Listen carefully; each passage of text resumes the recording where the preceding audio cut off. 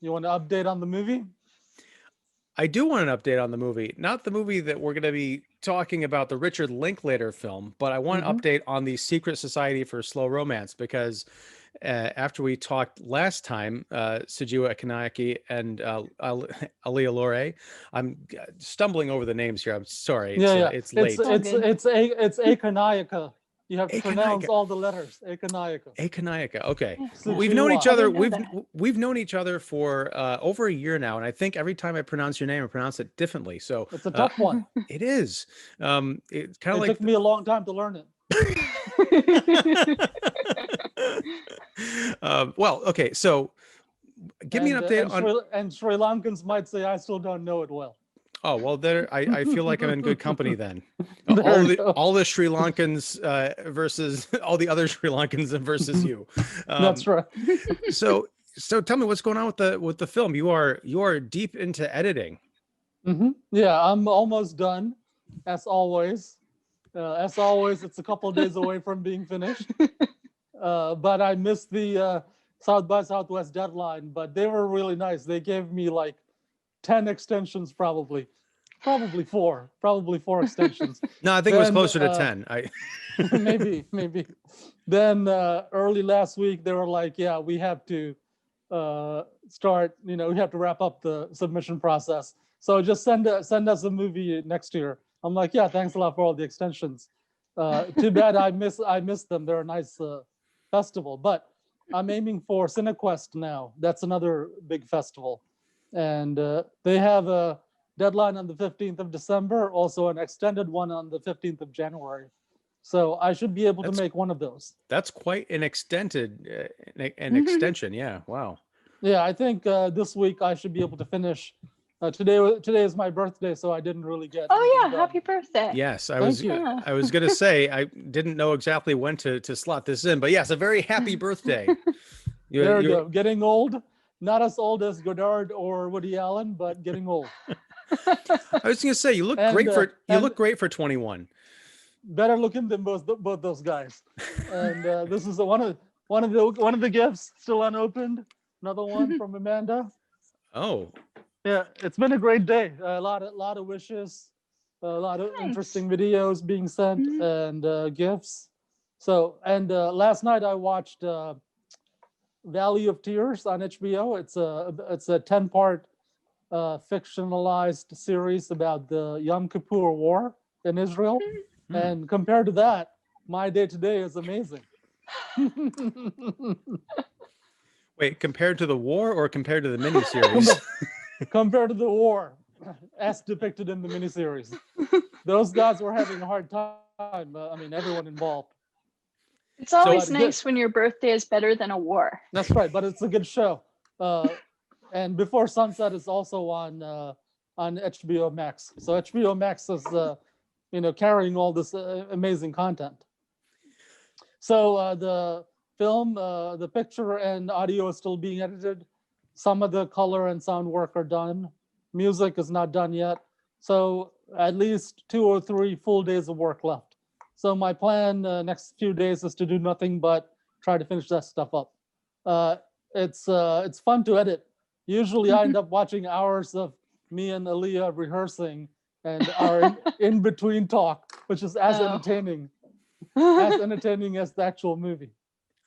I'm sure. Well, you have to do some kind of behind the scenes with all that. I should do that. Yeah. Like every year I'll release, like a new 10-minute segment or something. Yeah, We can do it for like exactly. 10 years.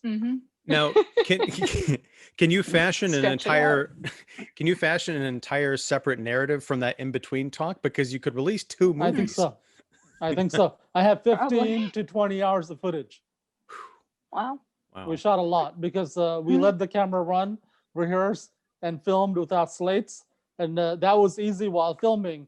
But while editing, I have to separate each shot. So, 3 hours of video takes 3 hours plus to separate into shots. So next time, I'll remember to use slates. It would be easier to separate the shots. But anyway, we did what we did. And the actual stuff is great. The performances are great. It's going to be a very fun movie to watch. Awesome. So you're looking to, here's the weird thing about CineQuest, right? Is that the name of it? Cinequest, yeah. Okay, Yeah. so the deadline is the 15th of December. Their extension, they've announced the extension as being January 15th. So doesn't that Right. just kind of make the deadline January 15th? No. But I mean, the earlier you get in, the better your chances are, even though they don't say, no one says that, but that's typically, Okay. once, Mhm. yeah, if you wait till the last minute, then they've already picked a bunch of movies. So it's going to be tougher to make the cut. But I think this movie has a good chance. I don't really care exactly what festival. It'll play in a lot of festivals, I'm pretty sure. So I have like 6 others in mind. Oxford, I missed the deadline for, but Maryland, there's a bunch of other festivals. Film Freeway has like hundreds of film festivals. Mhm. Cinequest, I'd like to get in. A friend of mine got into it. And actually, a couple of my friends got into it in the past and they liked it a lot. And yeah, I think it'll be good. It was voted the best film festival by USA Today readers. Wow. So is it Cool. is it all virtual now, or do you know if they've got plans? Because they're looking to hold it, I imagine, sometime next year. So are there talks Mhm. about, are they going to try and have an quote unquote actual or a traditional festival, or are they just making plans to keep virtual for the foreseeable future? That festival happens in March. Mhm. So, and I think it's virtual at the moment, but let's see if, depending on, I think it happens in California somewhere. This is San Jose, I'm not sure, somewhere in California. And depending on what the rules are, if people can gather at movie theaters, they Yeah. might have a distanced Mhm. movie theater gathering, but I'm not sure. Yeah. There we go. Let me fix my hat. This is actual hat wearing weather in Brooklyn, not just for style. Winter Yep. has arrived. Oh yeah. But at the moment, most festivals, Sundance, South by Southwest, are planning to do virtual festivals. All right.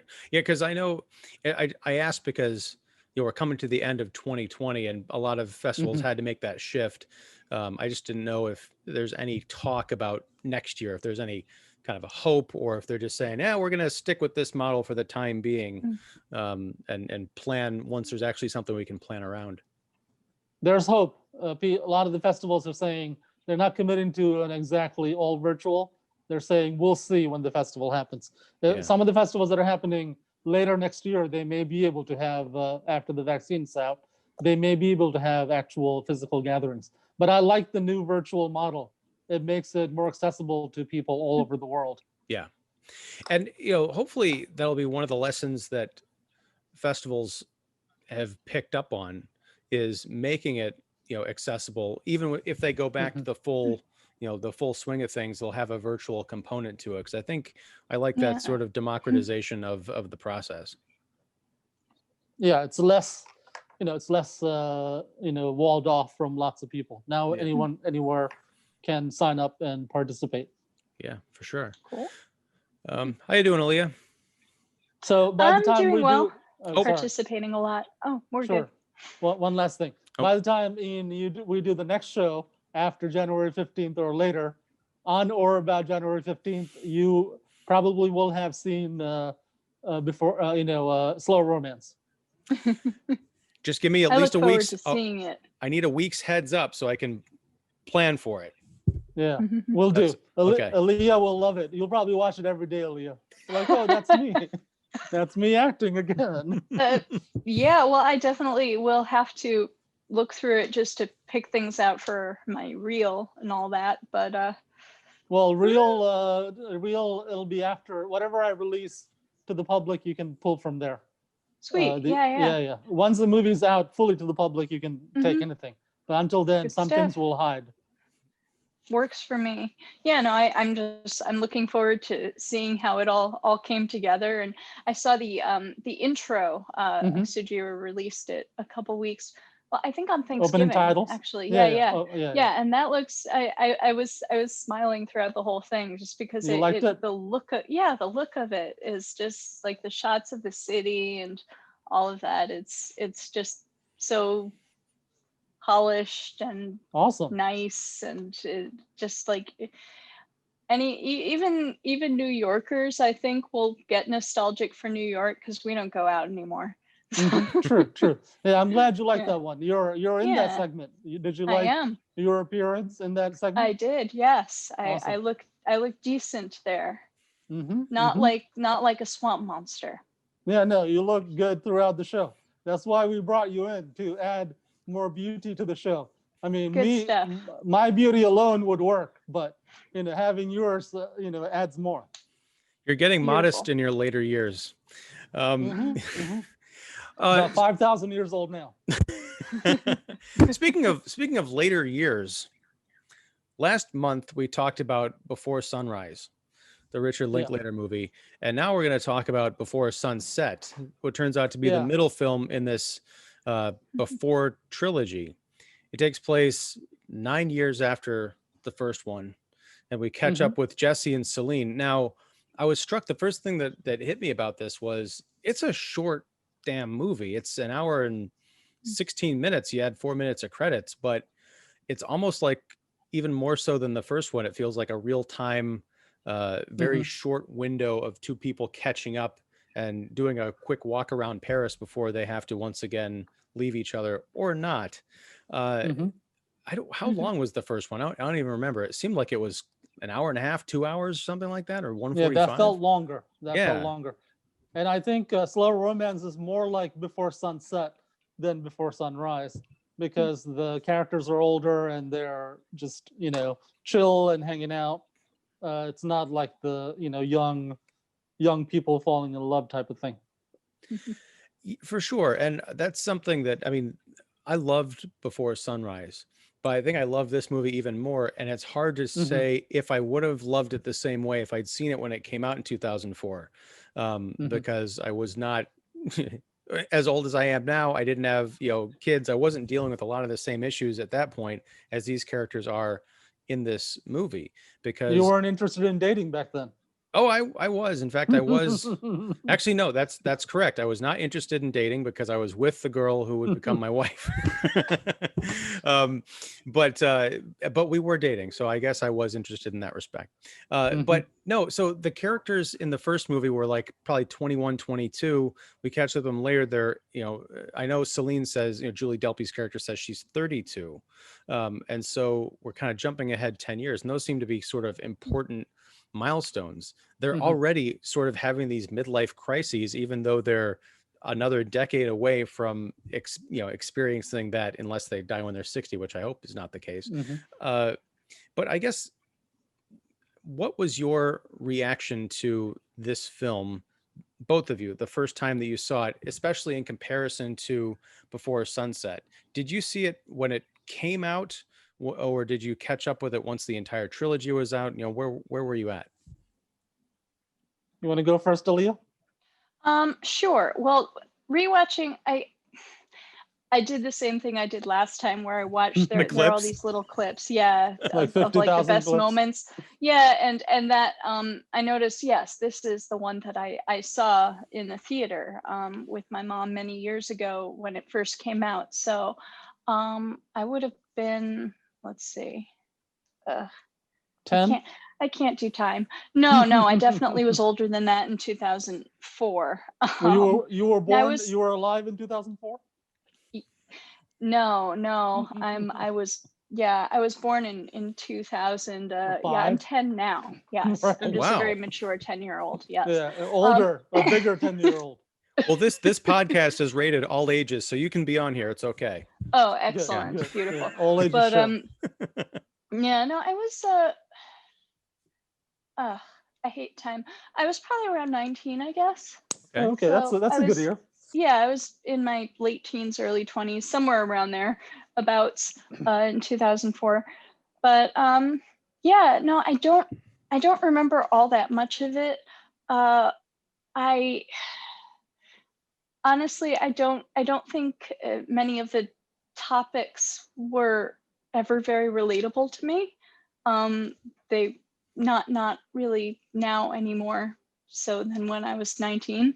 So it's I'm kind of an alien in that whole respect. So it's sort of like it's looking into like a window on people who have those sorts of experiences of like they just meet somebody and they click with them and they spend the day together and they maybe fall in love, and sort of these, that was never something that I actually experienced. So it's like a window into normal people or something like that. I don't know.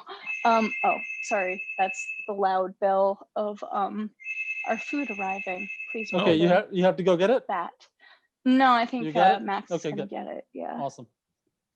But, Yeah. Aaliyah, so it was interesting in that respect.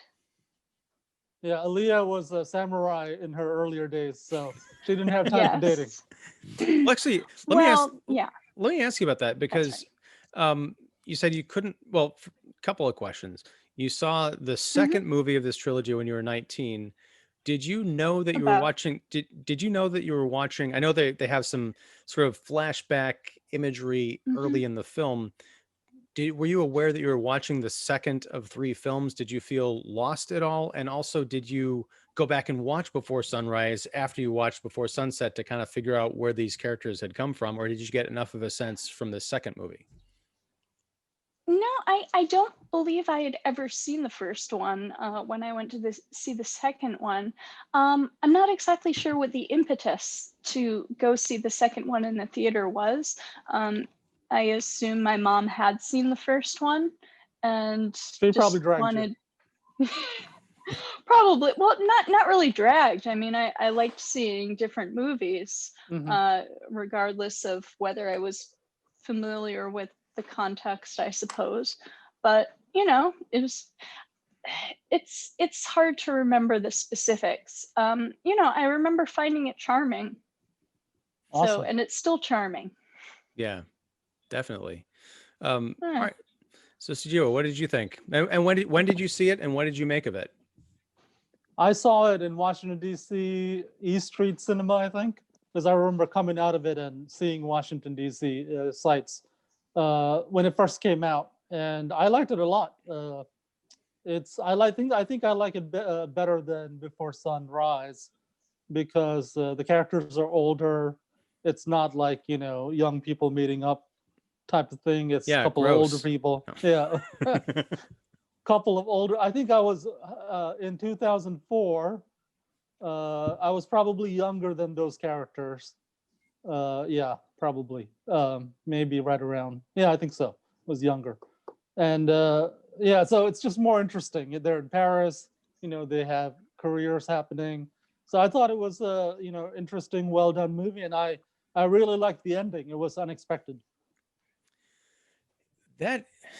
Yeah, we'll get to the ending in just a bit, because on the one hand, I thought it was a really cool way to end the film. On the other hand, well, we can give away the ending. This is from 2004. I know. I'm just trying to figure out exactly how I want to state this. Yeah, well, I'll say that the movie cuts off in mid-sentence, and it looks like he's not going to catch the plane back to the U.S. All right, because he flat out said, because the premise is, just to catch everyone up, before sunrise, these 2 characters meet on a train. They decide to walk around Vienna together for a night, and they kind of fall in love, but they decide for whatever reason they don't want to exchange phone numbers or other information. They say, we're going to meet back here in 6 months and it's going to be all romantic. And if you meet me here, that means it's meant to be. Flash forward 9 years, they didn't, or at least one of them didn't come back to that train station.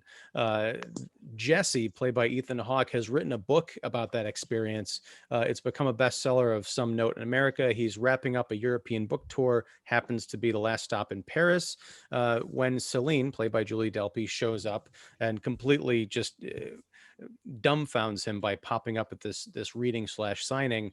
And they say, hey, my plane, I don't have to be at the airport until 7:30. I guess it's probably like 5 o'clock at this point, or 5:15. So they decide to walk around Paris and talk and catch up. They go to a cafe, they go on a boat ride, and they take like I was going to say an Uber, but it was just a limo service. And they find out where they are at with their lives. Now, what I was going to say about the ending that was sort of, like I said, it's romantic because I really do feel like these characters are soulmates. But as this movie wears on, I didn't pick up on the fact that Ethan Hawke's character was wearing a wedding ring until about the midway point of the film. It was during one of their conversations where they're walking along the street, and it's like a medium shot, and his hand kind of swings up in a frame, and it's just shining there. I'm like, oh, okay, so this is about to come out, the conversation about where they've actually been, because they're kind of dancing around it. It turns out she's got a boyfriend who's a war photographer, of like a great photojournalist. He's got a wife who's an elementary school teacher and 2 kids, and that sort of shades their interactions from that point on. The playfulness, the flirtation sort of takes on a different connotation, where you're wondering if either of them, I think there's more stakes for Jesse, because he's married. Céline is in, she's got a boyfriend and everything, but that's kind of semi-permeable. When with all this flirtation and stuff going on, you start sort of wondering, are they going to reconnect? And what does that mean for these other relationships that are floating out there? At the very end of the film, when he follows her up to her apartment, I was like, okay, he's got to go catch that plane. And then he decides not to. So from a certain point of view, I can see people cheering like, yes, they're going to be together. From another point of view, I'm like, the conversation they had in the car driving up to Celine's apartment, that's, Ethan Hawke's whole speech should have been something he was telling his wife back home about how he loves her, sort of the idea of her, but he's never been in love with anybody to the degree that he's in love with Céline. And the fact that he decides to stay behind, it kind of left me sour. And now I have not seen Before Midnight, so I don't know what happens after that blackout, or after that fade to black. I'm very curious, but I'm also kind of afraid. I'll stop talking now. Ian is new to how things happen in the real world between people. I live in the real world of people, and I live in a real world where people have feelings that should be respected. Well, yes, but also things end and things begin, and lots of people get divorced, lots of relationships end. Who knows? I mean, it could be that that the entire story he tells is not even the truth. Maybe the married couple are having problems, and maybe the wife is ready to leave. Who knows? I mean, we tell all kinds of stories when we hang out with people. And that's another thing that really struck me about this is they are constantly lying to each other throughout this date. It starts off as kind of innocuous things, but then you realize that there's some bigger issues where something is said or a point is made, and then like 40 minutes later, they're like, nah, that wasn't true, or I was kidding, or whatever. I'm like, okay, so what is actually true here? And how much are Céline or Jesse making up to protect the feelings of the other people? I don't know. It's very ambiguous. I mean, yeah, it's the movie sort of shows a real situation, also a fake situation, because something like that, 2 people hanging out after 10 years in Paris for 5 hours, condensed into 90 minutes, or like an hour and a half. That's an artificial situation. And also, they have lots of things that they can talk about. There's no 15 minutes of silence, or a little small talk. So it's both real and fake. On the real aspect, every day thousands of people go through situations like that. They meet someone. No, not anymore in the pandemic days. That would be interesting. But in the pre-pandemic, people meet up, people get out of relationships, they get back into them, they leave their spouses, they leave their they meet new people. But I mean, it's kind of a fantasy. But it's full of real life details, I thought, when I saw the movie. Yeah, I'm not doubting that it's realistic. I'm doubting what, if anything, Linklater wanted me, and Delpy and Hawke too, because they get co-screenwriting credit on this film. I don't remember the name of the co-writer of the first film, because Linklater wrote it with someone, a lady. But I just don't know exactly what I was being asked to feel about these characters staying with each other at the end of the movie. Well, maybe, I mean, but that is realistic, I would say. Why should it have a moral? It should it is what it is, kind of. It's how it might work, I suppose. I mean, yes, I'm not doubting the realism. I am questioning, I've spent a lot of time with these characters over the past two movies. I'm sort of feeling a certain way about them. And I'm just wondering if, because at the end, if they do have this kind of a fling and they cheat on their significant others, I mean, it's fully within their right to do it. And I don't question that doesn't happen every day, but I can't quite be on board with that because again, Well, giving into these kind of lustful desires is fine when you're 21 and unattached, but especially when you're married with two kids, it becomes an entirely different equation. I understand the temptation, sure. But it's not a PSA. It's not saying, hey, act like these people. No, people cheat all the time, all throughout the universe, in all history of man. So right, but the thing is, there is a distinction between that happening and having a judgment around that. There's a reason that it's frowned upon, even if it's of course. done, right? Yeah. But we're given the option to, pardon me. Go ahead. We're Please. given the option to feel however we want about those characters. We're not being told feel this way or feel that way about them. And, I think that's fine. It's the same way it would be if you learned that your friends were, like one of your dear friends was having an affair with somebody, and maybe they have their reasons for doing it, but it's also not fair to their partner. And it's a whole bunch of things at the same time. And, it's... No, but my point is, I cannot feel the same way about these characters knowing that information that I do before I knew that information. If I find out my best friend is cheating on his wife of, say, 9 years, I can't say, oh, well, you probably have a reason. That's cool. Fine, you do you. I mean, I cannot feel that way about that person. I mean, it's like me. Go ahead. No, it's like me watching. Yeah, it's like me watching the Valley of Tears yesterday. Who's right, Israelis in the war or Egyptians and the Jordanians and Syrians attacking them, right? It's a very complicated issue. I mean, I didn't take a side. I'm like, this is the point of the story. For me, it's different for people in Israel. It's different for people in Egypt. The point of the story for me is let's take a look at some people during wartime and let's see what can we learn about the human experience through this, right? And there's a lot of great stories in there.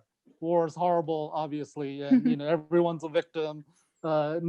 Things don't go as the generals planned it. All kinds of war-related things. So in the same way, you could look at a fictional movie. This is fiction. The other writer was Kim Krzan.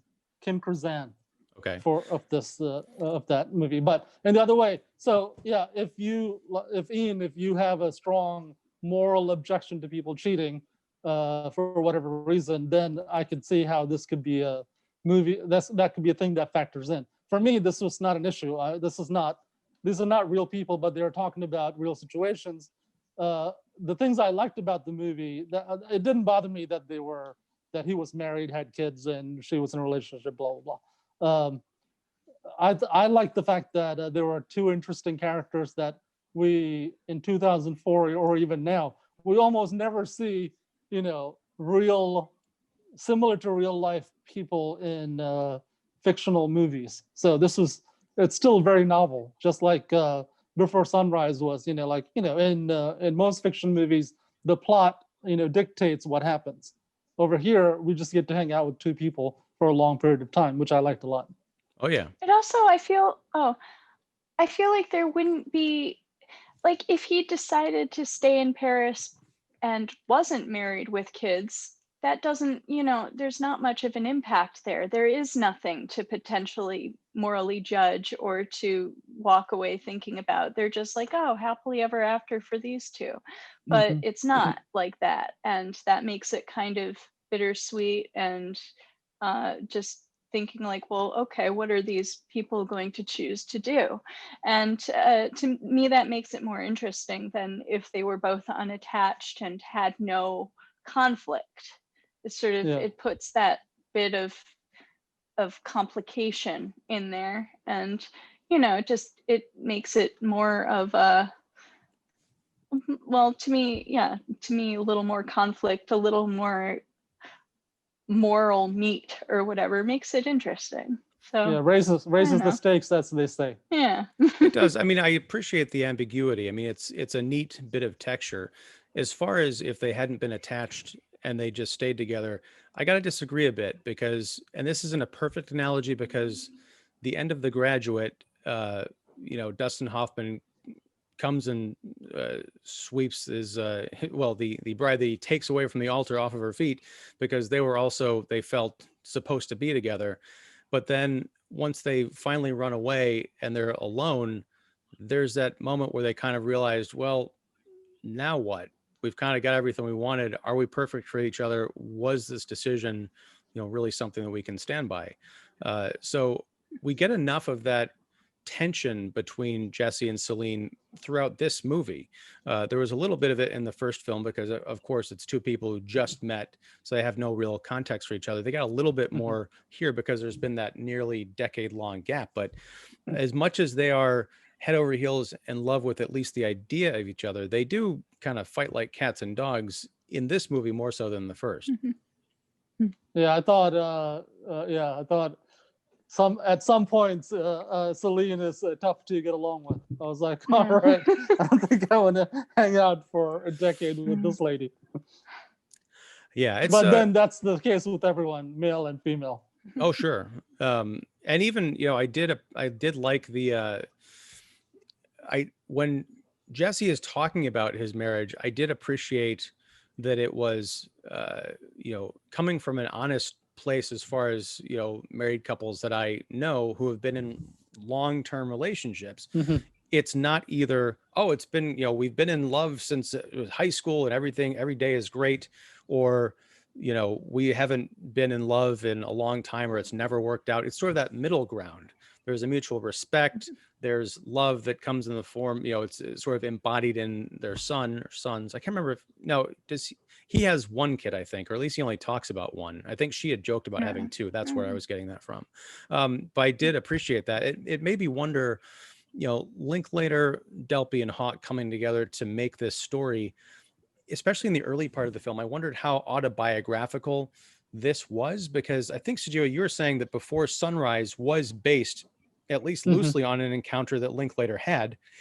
So I wonder if this movie is in the sort of meta context of Jesse being hounded by people who love the story of Before Sunrise when he put it into a book and saying, was there really a French girl? Was this movie his commentary on the reaction he got to Before Sunrise at some point? Could have been. I think this one, all three of them worked on it. I just read the Wikipedia page for the movie. It looks like each of them, the Julie Delpy, Ethan Hawke, they would send ideas to Linklater and Linklater would put it together. And it sounds like they used some unused ideas from the earlier movie also. Oh, wow. And apparently they had different versions of the script. They wanted to get more money and shoot in like 4 different locations or something. So apparently they weren't able to do that, and they did this pared down one day in Paris version of it. Also, of interest, Julie Delpy has a movie called 2 movies, 2 Days in Paris and 2 Days in New York.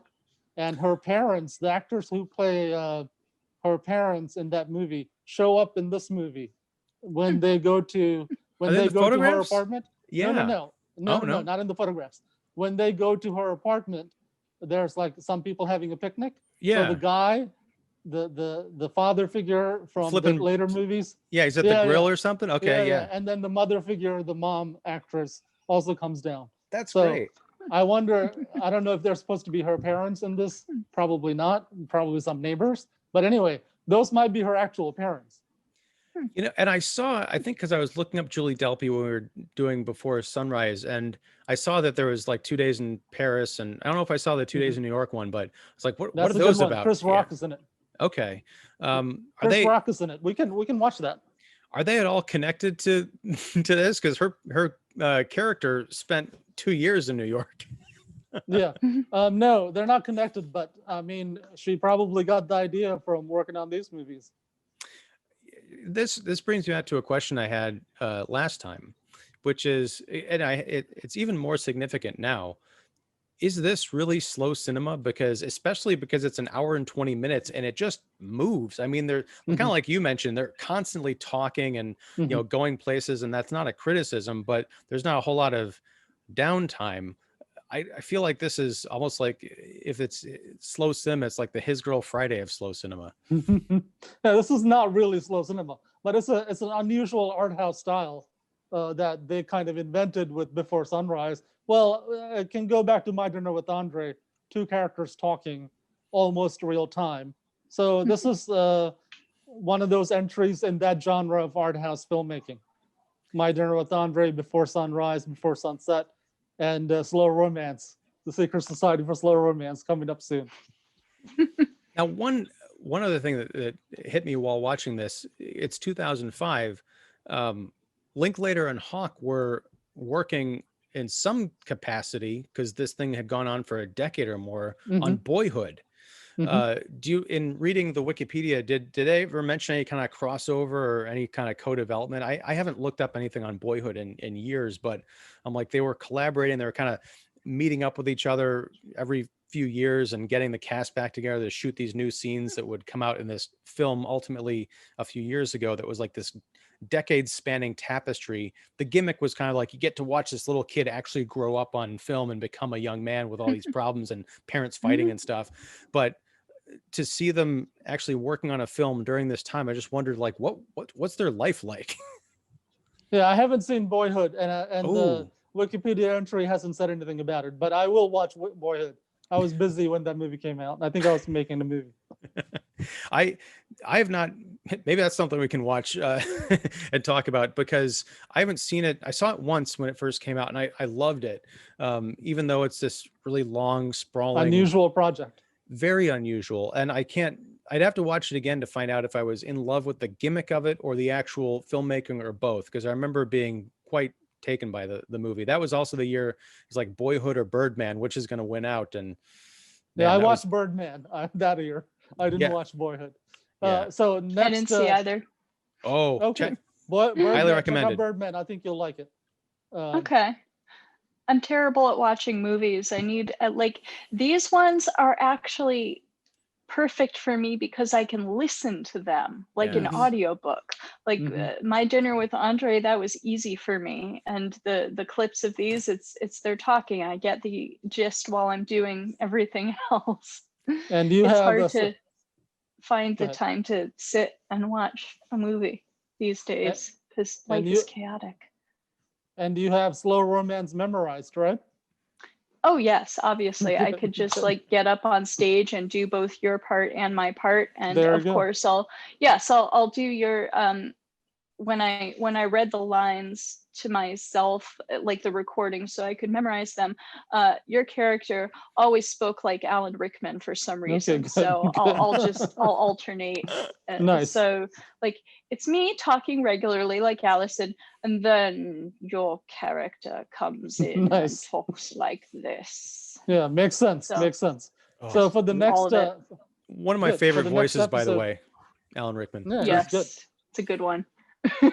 for the next episode, we'll do Before Midnight, which is the third one. Yes.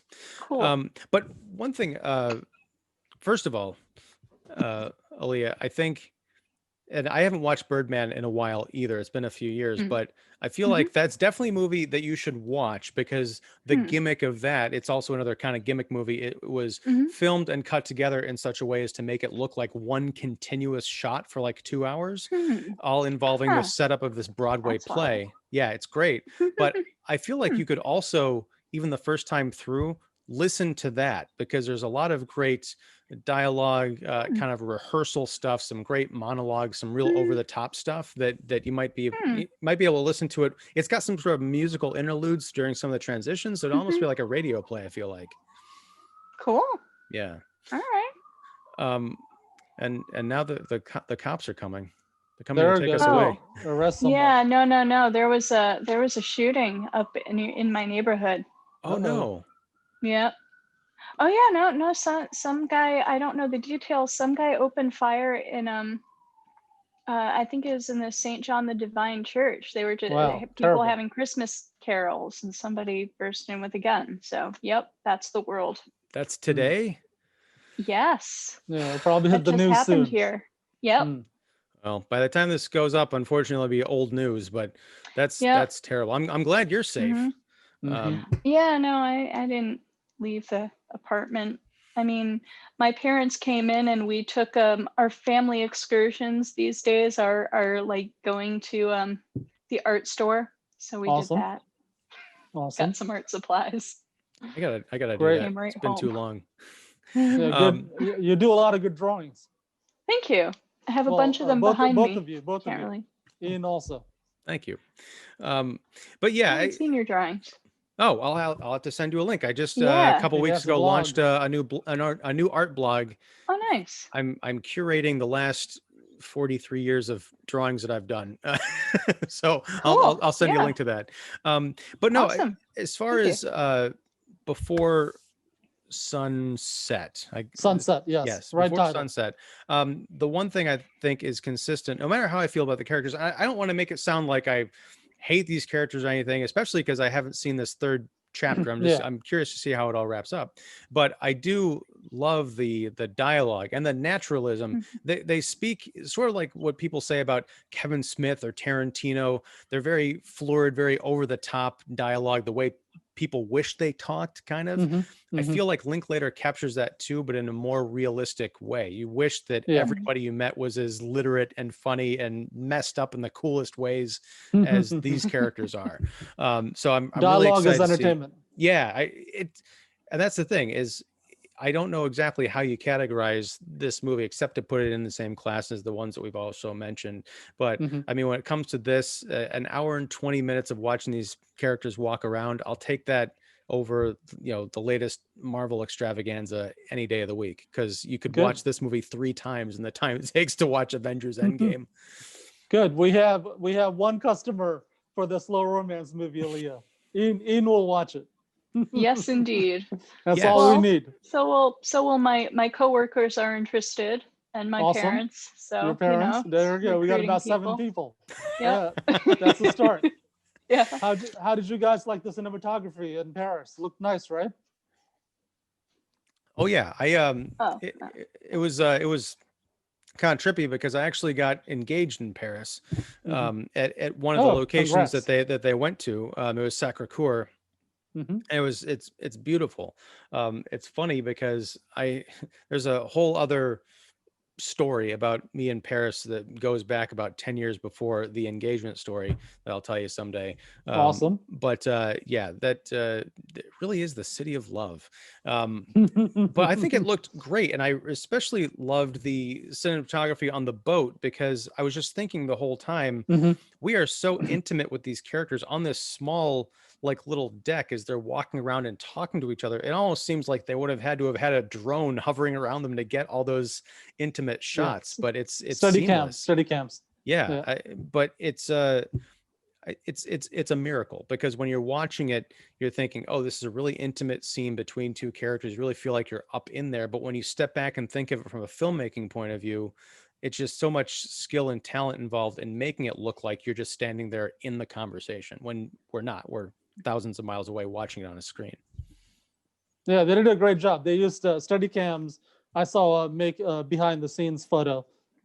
Steady cams are the devices that can smoothly track people with a camera mounted on it, and they use that a lot. I also liked. Did you see Midnight in Paris? The Woody Allen movie. Yeah. Oh yeah, I love that one. Yeah. A lot of great shots of Paris in that one, and hopefully, a slow romance will do that for New York. But New York's been in many movies, but not this year. So is Paris. So right. Hey. Yeah. Paris has been in many movies also, and we talk about Irma Vep, which was made in Paris. That's actually on the list. Really funny. One of my uncles sent me. He sent me a link to the old one, the Les Vampires. Yeah, the vampires. Yeah, just a link to a YouTube clip of of her in the like the bat suit going like this, and it was like, this made me think of you, and I'm like, funny you should mention that. The new movie that I'm in, this comes up, and I'm making a movie of my own of that nature, and he's like, well, so we have a psychic connection. There you go. Or visually, a lot of people think of the same thing. True. Or I just make people think of old-timey vampires, and that's okay. That's right. I love that story because that's that kind of cosmic synchronicity that Yeah. is really on display in movies like this, like the Before series, you know, kind of like the what are the odds type of things. And I'm a sucker for that. But yeah, so we'll be back next month. We're going to close this out. We're going to begin the year by ending a trilogy, which is kind of, there's something That's poetic right. in that. So They might make another one. They might make another one. that was going to be something I wanted to talk about next time, because again, I don't know how this ends, because you know, they very well could just come back every 10 years until they're 80 years old, which would be like the 7 Up series, right? But I'll be there. Yeah, the last one was made in 2013, believe it or not. So it's almost time for another one. Oh, it's all going to be done over Zoom. Could be. I think I heard somewhere they are thinking about making another one. It's going to be called Before Lockdown. Yes, they end up having to quarantine together. Well, I think they were married in the third movie. Spoiler alert. Yeah. Wow. Wait, they were married? 2013. Huh. The couple are together. Oh, in the third movie. All right. Now I've got some spicy anticipation for next month. This is gonna be great. No spoilers for a movie that came out 7 years ago. Well, but again, I haven't. There are movies that came out 60 years ago I haven't seen that I don't That's want right. spoiled for me. That's So right. this is all part of the That's journey. right. All right. Well, yeah, we will be back next month, and by Awesome. then, by the time we talk, hopefully the movie will be done in the can, off to a billion festivals. It will be on my laptop. It will already have been viewed. I will have 1,000 notes. And we might have to do like a double long episode to talk about Before Midnight and the Secret Society for Slow Romance. So once again, we have several episodes left on season 2, so we can talk about it. Yes. All right. Well, again, thank you very much, job. guys. This has been it's been a lot of fun, and yeah, we'll see you both next month. Stay safe. Talk to you soon, Until then. Alia. Thank Talk to you you soon. for having us Thank on. you. Good to see you. All right. See you on the Happy Star Wars show. birthday. Yes. Happy birthday again. Yeah. All right. Thank you. Good night. Bye. 5,000 years old.